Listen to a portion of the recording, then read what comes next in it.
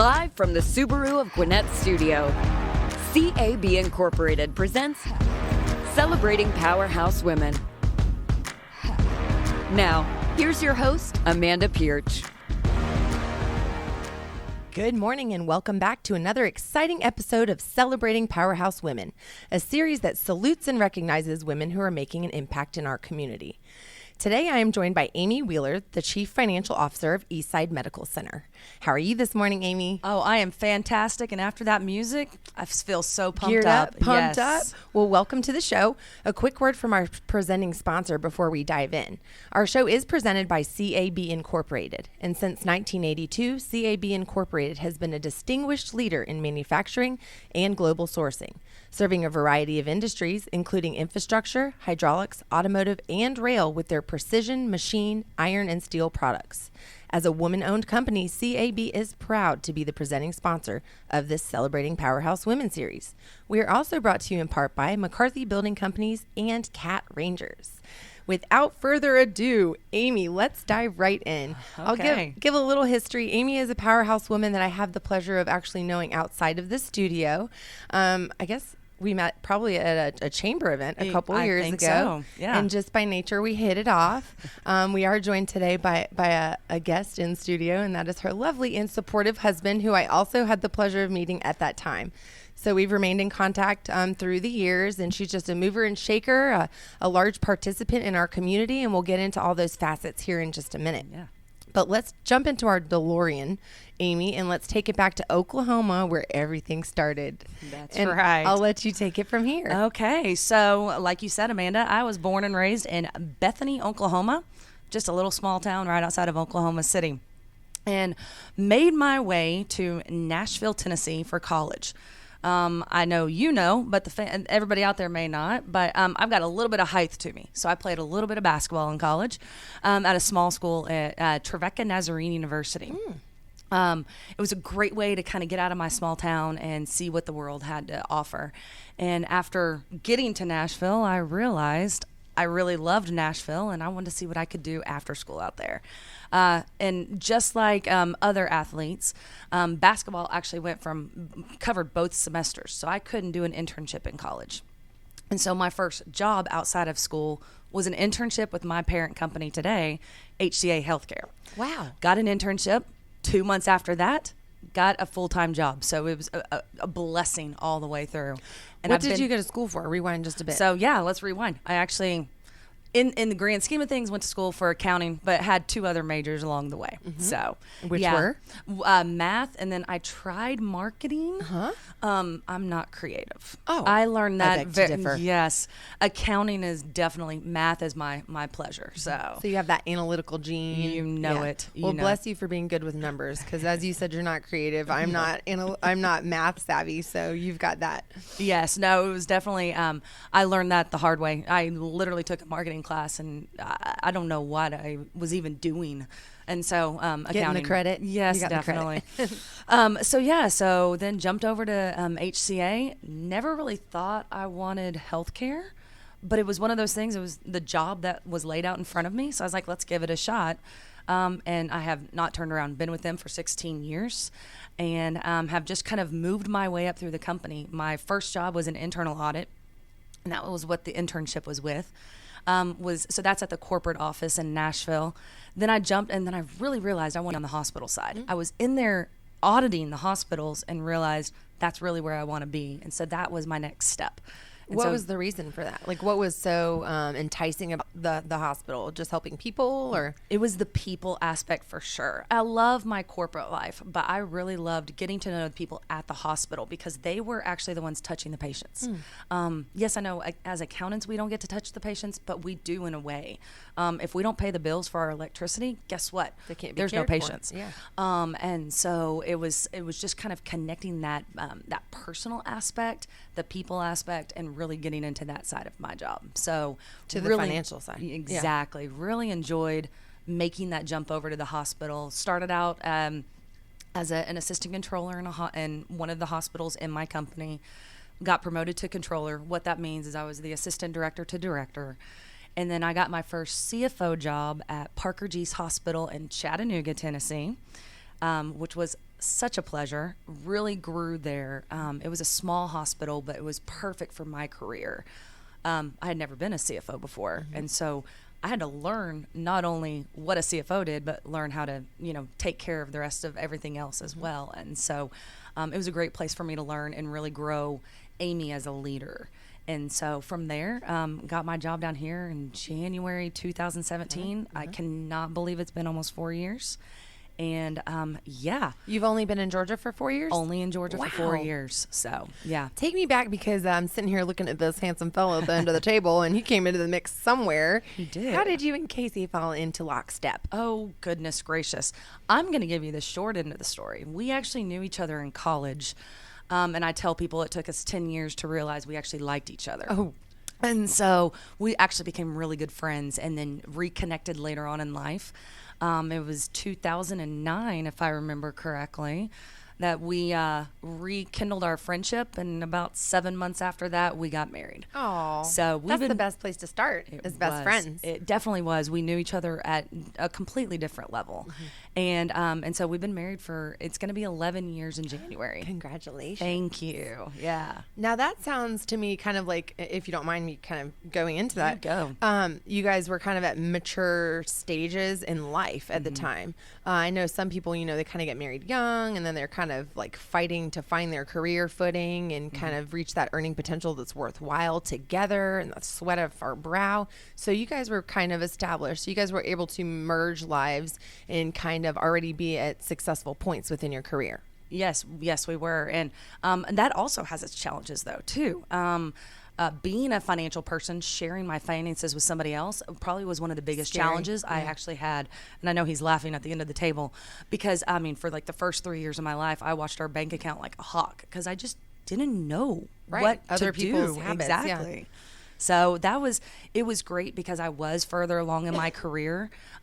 He was with me as I took that first step as a CFO, which was great. But it was also definitely challenging, because we were both also kind of set in our ways, I guess you could put it that way.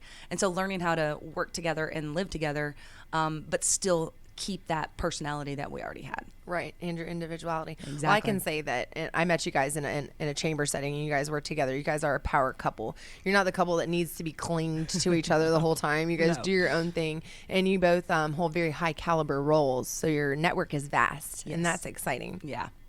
I'd like to take it back to some of the things that you do to kind of enhance our wonderful community. Only being here for 4 years, not a native to Georgia or Gwinnett, but you do so much to participate, not only through your role at the hospital, but also personally, because I've been invited to several things that you do personally, and I'll mention the two that I know of. Here recently, you had like an arranging flower type event, and then you always do your annual, is it a crawfish boil? It is. Okay, I'll let you elaborate and talk about where those funds go to and why they're near and dear to your heart. Yeah, so I'll take it back to 4 years ago, American Cancer Society and the Relay for Life. I'm telling you, I actually had never been involved with the Relay for Life before until I came to Gwinnett County.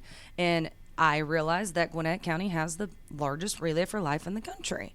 And so got to go to my first one with the hospital, fell in love with just what it was all about. And I always start off by saying, if I ask everybody in this room, somebody has been touched by somebody with cancer. Yes. Whether it's yourself, whether it's a family member, whether it's a friend. And that has always just held to my heartstrings. And so I've taken that to the next level and really gotten involved in the American Cancer Society, not only here in Gwinnett County, but kind of in the Northeast Georgia area. And my husband and I, one of our favorite things to do is throw parties. And so we have thrown a crawfish boil. We've done it 2 different times. This year was going to be the 3rd, and the pandemic hit, so we could not have people over. And then I decided to do something different this year and throw a flower arrangement party for some of the ladies in the area, and just had a blast learning how to actually do your flower arrangements. Right. I From can a go professional. Exactly. I can go and do my own flower arrangement instead of buying them from here on out. But every time we do something, we do it as a fundraiser, and we all the funds go directly to Relay for Life. And and I do it for the Gwinnett County Relay for Life. And it's just, like I said, it's going to a great cause. I personally, over the last 2 months, have actually had a very close friend of mine pass away from cancer. Before that, I didn't have that that real closeness. I had people who had maybe, had a little scare, but that was it. But it's really starting to hit even closer to home. And this was a friend of mine from high school. So it was a really tough time. So I'm sorry for your loss. We are in October, and it's Breast Cancer Awareness Month, or just cancer awareness as a whole. Yesterday, we actually had the Real Men That Wear Pink of Atlanta. Yeah. So we are equally enthusiastic about your cause. I am just curious, like from an individual standpoint, because you guys do this frequently and you're very passionate about it. Do you coordinate directly with someone at the American Cancer Society, or do you just make a large donation, just as just a regular old person that just does it repeatedly? Yeah, no, we actually coordinate with the with two of the ladies that actually run the Relay for Life here in Gwinnett County. Okay. And so I've gotten to know them very well over the last 2 years. And so I always donate under the Eastside name. Good. So that Eastside will always get credit for it, but it's coming from my husband and I. So. That's sweet. Yeah. Well, that's just one of the things that you do. I will say we have been at so many community events together, and what is resounding in my mind right now, because it happened pre-pandemic, and I just remember as we're getting into the cold season when we were at the Run the Reagan, and it was so windy, and you had on like everything warm that you needed. I didn't anticipate it was going to be that cold. I had like a ski hat and a scarf, and we took the cutest picture because I had my Eastside sunglasses on. Yes, you did. And you were there. You were present. You were visible. You were forward. You're representing your community. Even though you said that your forte wasn't marketing, you yourself as an individual, you're out there, and you as a person, you're marketing for yourself and for Eastside. So despite what you say, I think you're a pretty good marketer. Well, thank you. I'll You're take that to welcome. heart. So talking about community visibility and all the things that you do, I know that you serve on boards and stuff like that as well. So again, with work-life integration and all the things that you juggle, first let's talk about some of the positions that you serve as, and then we'll talk about the balance. Yeah, so I'm on an advisory board for the GECC, which is the Greater Eastside Chamber of Commerce, which is kind of out there in the Snellville, Loganville, Monroe area. It's actually where my husband and I reside, so it makes it easy to get involved and just really promote them. On top of that, do a ton with the Gwinnett Chamber as well. Not on the board, but making sure I'm involved in everything that they do. I'm pretty sure that's where we see each other at least several times a year. Maybe not this year, but going forward.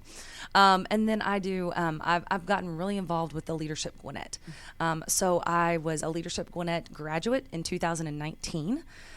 Which was a phenomenal thing for me here in the county. Really got to know a lot of people. Before that, I actually did Glance at Gwinnett too. So I've done both. Yes.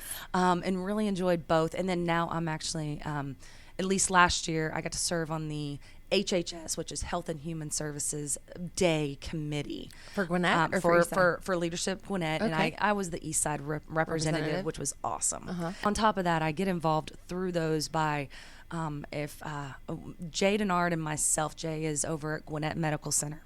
We get to present at these events as well. We usually do Glance, and it's a lot of fun because one of the things that this community brings is our hospitals are not competing every day. We know there's enough business out there that we can all be successful, and I've never had that in any of the other communities. Usually it's down with the competitor, but it's not like that here. And Jay and I have a great relationship. And to tell you the truth, if you ever want something entertaining, see one of our presentations because we're back and forth and we're making jokes and I don't even know if they learn anything from us, but it's a lot. They're of fun. entertained. Yes, they definitely are entertained. I like to hear that because it's kind of hard, especially for women, and I don't like to get too much into the woman in the workplace genre, but to have friendly competition, as you said. You are truly, she would be your comp set.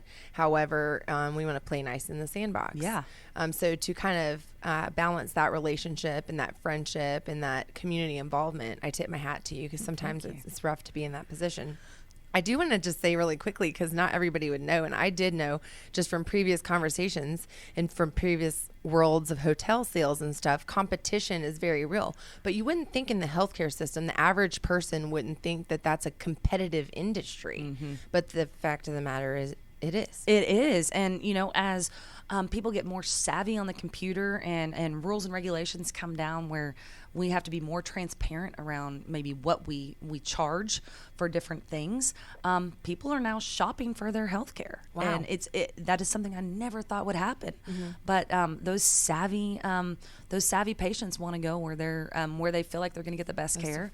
And it's not just around the price, it's around the quality of care and what kind of experience patients in the past have had. So. Yeah. Well, I've been to some of your ribbon cuttings for your, what are they called? The urgent care care facilities. Very nice. All the doctors are always there and welcoming. You guys welcome the community. You give the tours. It's always a very friendly reception that I've had. Yeah. And then you did what was it? The heart, where all the red balloons and all that stuff. What was the heart? It was, I'm trying to think the name Heart of it. Month, It was, yes, and it was at the hospital. Yeah. It was it the women? No, the women was pink. I don't know. Heart Association. Yeah, yes, the Heart yes. Association. Yes. Yeah. So you guys give back and you make the community aware, and that's half the battle is the awareness. Oh yeah, and those events are amazing, and we really have had a lot of participants in those events from the community. That one is geared towards both men and women, where they're learning about heart health, and we have our cardiologists out there teaching them what to do. And speaking to just anybody. Yes, we have our dietitians out there teaching them how to cook at home. And then in October, now of course this was all pre-COVID. In October we usually do a women's heart health month. Yes, that's what. And that's one of my favorite things is seeing all these women, and we have a lot of geared around breast cancer awareness as well. And last year was the most amazing thing to see all of the breast cancer survivors in the room, and we gave them just a single rose. Aww. And so we could know who they were. And it just touched my heart to see all of these women bringing some of the other women in their life so that they could learn about it as well. Yeah. And that is, like you said, the awareness and the education. That's so sweet. Our listeners can't see your face, but all the passion and emotion that shines through when you speak about it just goes to show how deeply involved you are. Yeah. This is a perfect pause for a word from one of our other sponsors. Okay. As you guys know, McCarthy Building Companies is a general contractor specializing in healthcare, education, aviation, and commercial construction products. They are committed to helping their clients achieve their short and long-term strategic goals. The McCarthy Partnership for Women believes that diverse perspectives drive better outcomes, and that is why they are thrilled to support this Celebrating Powerhouse Women series. That kind of just brings me to a question. I'm curious, and I know that you can take what I parlay. In your role, do you have any hand in anything that's done like on a construction side to any of your facilities? And like McCarthy's general contractor, are you one of the people that kind of has a say in like, yes, we need this wing expanded, and you choose the contractor? Or what is your involvement in something like that? So it's kind of twofold. It's myself and then John Hoover, our COO at the hospital, really kind of shared that responsibility. The part that I get to be involved with is the pre-planning. I know that sounds really weird, but you just got excited about that. But I love the numbers on pre-planning. It's like a big puzzle, right? And you can ask my husband. I love puzzles, and so it's taking what I know in the community, what's happening, what the volume need is, and trying to figure out, is it worth building a new wing, or is it worth expanding a service? How do we make a case to buy a new piece of equipment that will improve not only maybe the hospital financially, but also the patient's experience? Right. And so how do I put all of that together? When it comes to the construction side, it's really done by John and his team. And I basically set the numbers. I set the budget, and they go forth and conquer. Okay. But I actually do like to get involved in that side. I'm just not the one responsible for it. I love to sit in on all the meetings. Just learn. To tell you the truth, a construction project, it blows my mind what goes into it. And I've been involved just from the back seat for a while, but I love what goes into it. Yes. Yeah. Well, I can see your enthusiasm, and I hope that translates over the air. I do want to just rewind again, and I apologize for my water bugging. That's the term I use. I'm curious, because of your passion and this entrepreneurial spirit and drive that you have, when you were a youngster, how did you kind of navigate the waters to decide what you wanted to do? Or did you experience some ambiguity before college in your path to career? I'm so glad you asked that, because no, I had no idea. In fact, if you would have asked me at 10 years old, I was going to be the first woman in the NBA. then the WNBA started, and I was like, oh, well, I don't want to play with them. I want to play with the men. guys. So Yeah. I was like, well, let's move on to the next. The next thing was like, I wanted to be a dentist. I just loved teeth. I know that sounds weird. And then I was like, Wait, you liked other people's or your own? other people's. It was so, I don't know. But then I realized I did not want to go to medical school at all. And so I decided, what's next? And so really, to tell you the truth, I thought I'm just going to follow in my dad's footsteps, become a math major and figure it out. So math, the love of math runs in your family. Yes, it does. And so, but then I realized I had no idea what I wanted to do with a math major. There's not that direct path into a business or whatever. And so I was like, well, I guess I could go back and be a teacher. Didn't really have the passion for that. I could go back and be in the oil and gas field like my dad does. Didn't really have the passion for that. And then that's when, of course, I made that jump into the business side and took that love for math and put it into the business and became an accountant. Very cool. Yeah. I like that. So you kind of pivoted at a young age. Tell me a little bit about your parents. Your dad was a math enthusiast. Yes. And what about your mom? Yeah, so my mom was a first grade teacher and did that for 26 years, was phenomenal. I used to love going to her class when I got older and just see how she handled 20 plus first graders in a room, and it always amazed me. She was so amazing to watch during that. And then my dad got his degree in math, and still to this day is in the oil and gas field. Wow. Is he out where in Texas? In Oklahoma. Okay. Yeah, but does a lot of work in Dallas and Houston, and just kind of all over. And that's what my parents did. So that's what I was raised with. Two very, very hard workers. Yeah. Do you have any siblings? I do. I have a sister who's actually a nurse practitioner in Oklahoma, and then I have a brother who owns a coffee shop out in Colorado. Ooh. I know. Ooh, I bet he's doing very well. He's doing very well, and his coffee is amazing. Oh, yes, it's it's the only thing about it. Where do you fall in the age range? Are you the oldest, the middle, the youngest? I am the middle. You're the middle. Yes, my brother is the oldest, and my sister is the youngest. Okay, now is that middle child mantra true? Oh, definitely. Definitely. Oh, most definitely. You have a complex. I definitely a middle have child complex. I have a major complex on around this. Yes. No. So do you have any nieces or nephews? We do. So my sister has two kids, Hunter and Hayden. And then on my husband's side, we have three. We have Mac and Georgia, who are his sister's stepchildren. And then we have Mr. Grayson, who is his brother's son. Was Grayson born in Georgia? No. Okay, I know. Because Grayson, Georgia, yeah. I know. But no, it's no, not that. But we almost lived in Grayson just because of Grayson. So. Was Georgia born in Georgia? No. Wow. I know. But Were these people from Georgia? No, Texas. Man. I know. How ironic. I know. So Okay, cool. ironic. Yeah. So we love to spoil the nieces and nephews. It is bet. one of our favorite things to do. Making sure that they feel loved from Aunt Amy and Uncle Casey from afar, and making sure that they remember us because we don't get to see them often. So it's a special position in someone's life to be an aunt or an uncle. You're highly influential. Yep. They look to you, and you can really mold that young mind, even like you said, from afar. yeah, definitely. I am an aunt as well, so fantastic. Aunt Power. Aunt Power, I like it.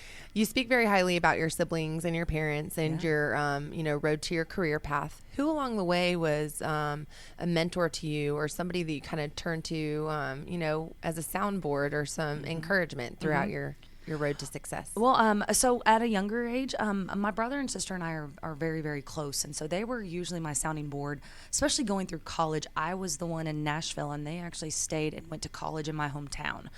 And so they didn't know what I was going through because we weren't at the same school. And so a great sounding board there. When I got into my career, to tell you the truth, there's two gentlemen that actually have helped me along the way. And it's when I went into my first hospital. And they taught me what it meant to be just a very professional accountant, not how I'm going to have to overcome being a woman in accounting or being a woman as a CFO, but how do I just do my job and move on? And they taught me, to tell you the truth, what they taught me the most was a great work-life balance. Both of these gentlemen, one was the CFO of the hospital and one was the VP of finance, and both of them made sure that they made time for their families no matter what. And I saw that growing up from my dad, but I thought that was just something special that my dad did. But it wasn't. It's definitely something important to a lot of people out there, and that's definitely something that I've held true to what I do, is making sure that I make time not only for my husband but for my friends and family. How do you kind of allocate that time? Because you can be pulled in so many different directions, and nobody out there listening would think that jobs are just 9 to 5 now. I'm sure what you do doesn't fall into that Monday through Friday 9 to 5 category. No. So with all the participations and all of your passions and stuff like that, how do you carve out time for Amy? How do you carve out time for Amy and Casey? Because those are 2 separate times. Yes, they are. How do you carve out the time for your own, physical and mental improvement? Tell me the secret that these fellas shared with you. Yes. So one of the secrets that it may be a little bit different on my side because my husband, like you said, he's got his own company.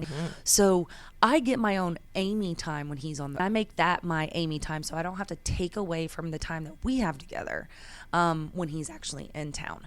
And then when he is in town, I make it a point to, if I have a free hour at the end of the day, I leave an hour early. I'm gonna make up for that hour the next week when he's on the road, and I just make sure that I'm managing my schedule, my calendar, so that I'm spending that good quality time with my husband, and then also at the same time making sure that I'm spending time with myself. One of the things is just getting up early for me. I'm an early bird, and to tell you the truth, drinking coffee and literally just sitting, like maybe not even doing anything, just sitting and breathing in. If it's warm outside, if it's too cold, sitting inside the kitchen, looking outside, just getting ready for my day. And that's really a good, just an amazing time for me. And that's in the morning? That's in the morning. Would you consider that meditation? Or just like kind of quiet time? Maybe I've never even thought of it as meditation, but it is. It's my time to just sit and reflect on what happened yesterday, try and figure out what I got to get done today. Yeah. And it's just my time to kind of just get prepared so that I don't go into a work day with chaos either, or just downtrodden. And so, it just kind of gets me set. Maybe I should try that because I wake up and I have my coffee, but I grab my phone, I start answering emails, doing social media, and that kind of just like kickstarts my brain into like go. And I'm just like, I don't ever really spend any time in the quiet. Maybe I should try that. Thank you, Amy. You're welcome. You're welcome. It definitely has helped me along the way. I'm very curious because as adults, we still crave interaction with others and as in like a team setting. I used to play soccer when I was young and I experimented with co-ed teams when I got older. Do you still play b-ball at all? Do you go out there and bounce around on the court just by yourself? No, or with friends? I haven't in a long time, and it really kind of makes me sad. I want to get back out. In fact, we were at a Hawks game before the NBA decided not to have fans this year, and we bought a basketball, a Hawks basketball. And so my ultimate goal is to get out to the courts in our neighborhood and just go start playing. And dunk on those kids. And just, take those kids down, right? Dunk on them. And they may actually be able to beat me at this point in time. But just get back out there and play. It is something that I miss, the team aspect. Yeah, the team camaraderie. And I think that's probably what makes me who I am today is that teamwork that I've always had to deal with. That is something that I started playing at 2 or 3. I've played basketball my whole life, and so I learned what it meant to be on a team at a very young age. And there's a lot of power in the team. Yes, they always there said is. There's no I in team. That's right. It teaches you at an early age. That's right. Well, if you could go back and change one thing, you don't have to, if it's personal, you don't have to share, but just like one thing that maybe stands out in your mind, you say, man, I should have turned left when I went right, or in hindsight 2020. What would you kind of look to rewind or rework or do differently? Oh, that is a great question. And let me think on that just for a second. There's a lot of things in my life where It could be nothing. I don't know if I would change anything. Good for you. And the reasoning is there were paths that I thought I needed to take, but some roadblock came into play. I thought I wanted to be in the big 4 accounting firms. Well, that was my first declination letter as a college student. They did not accept me.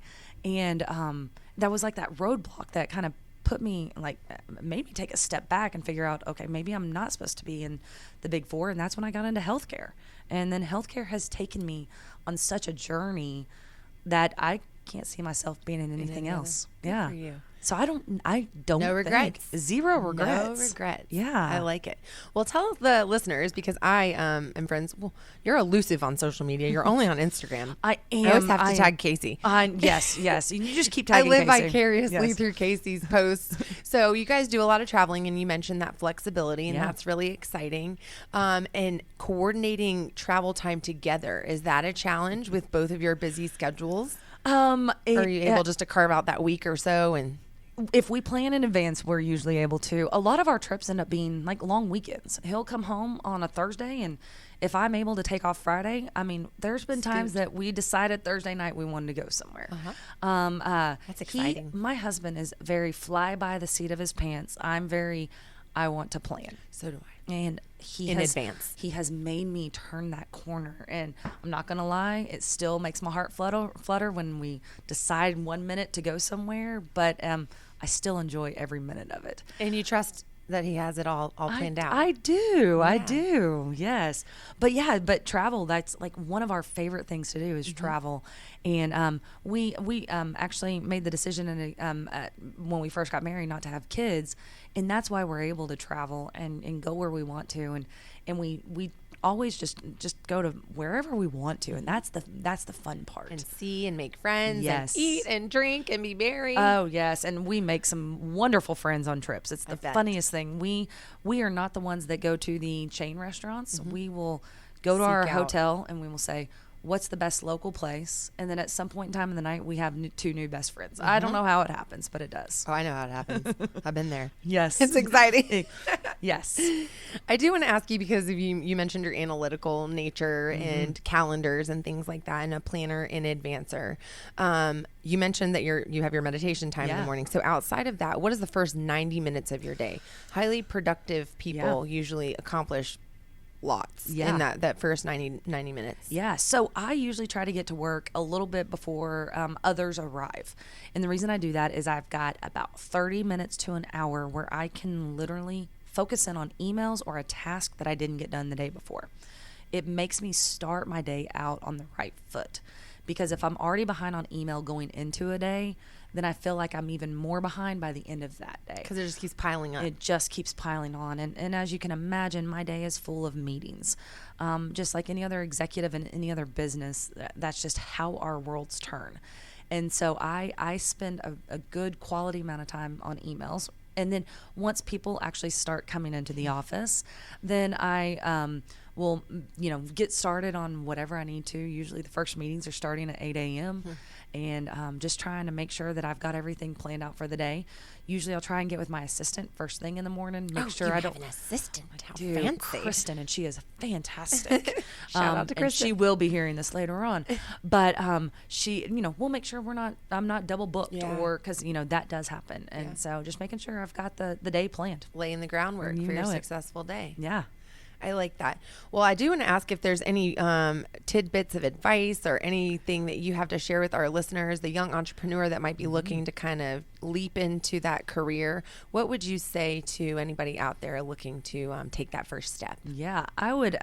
One of the things that I always say to people, and especially early on in their careers, just staying true to yourself. No matter what industry you're going into, no matter what gender you are, whatever, stay true to who you are and how you were raised and what kind of work ethic you already have. And don't ever stray away from that. And I think it'll take you far. That is something that I learned because, I found that I was trying to be maybe sometimes somebody I wasn't, to sit at the table with the guys, or to get into that next role. But I needed to make sure that I was holding myself true to those beliefs and everything that I started my my career on. So Stay true to yourself. stay true. I listen to a lot of podcasts, and there's this one, he's called a mind coach, and he talks about your own personal code of ethics. So Yeah. we kind of grow up, and like you said, just by happen chance, our surroundings, our parents, it's ingrained in us. But when you reach a certain age, kind of developing your own code Yes. of what you are and what you're not willing to accept, not based on what others have drilled into your head is something that's really important for us to do. I would completely agree to that statement. I second what you said. Definitely. I have something funny to share with you, and we will have a word from our last sponsor, and that is Cat Rangers. Cat Rangers is saving lives of cats and kittens one paw at a time. They are the special forces of cat rescue, and all of their felines recover in their lovely home-like center in Buford while they wait to find their forever homes. Cat Rangers is growing rapidly and is always seeking financial and volunteer support. Please contribute by visiting catrangers.org today. We love our little furry friends in Buford. Now, I know you don't have any animals. Do you have any cat allergies? No cat allergies, no. Good. If you ever feel like you just want to go pet a furry friend and maybe sip a cup of coffee, you can just go hang out with these cats in this home-like setting in Buford. So go to catrangers.com today if you'd like to schedule an appointment to sit with the fluffy fluffers. You guys, thank you so much for listening. Again, I was joined by Amy Wheeler today, and she's the Chief Financial Officer of Eastside Medical Center in Snellville, Georgia. If you guys are new to the podcast, please hit that subscribe button so you don't miss a beat. We are live every Friday at 11:30 a.m., and you can catch any of our shows online at businessradiox.com or through your favorite podcast app. I like to listen through iHeartRadio. Amy, where do you listen to your podcast? I listen through iTunes. iTunes, baby. All right, you guys stay connected with us on social media at Business RadioX. And until next time, I am Amanda Pierce, and this has been Celebrating Powerhouse Women.